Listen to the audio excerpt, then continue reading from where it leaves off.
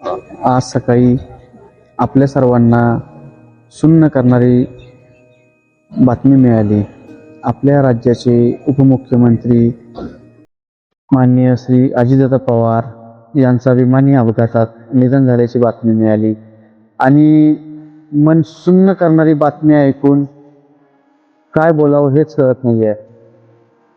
या महाराष्ट्राच्या जडणघडणीमध्ये दादांचा खूप मोठा वाटा आहे.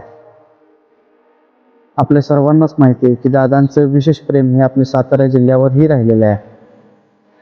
अशा माणसाची बातमी मनाला ठसका लावून देणारी मिळाल्यानंतर आम्ही सर्व निशब्द झालेलो आहोत.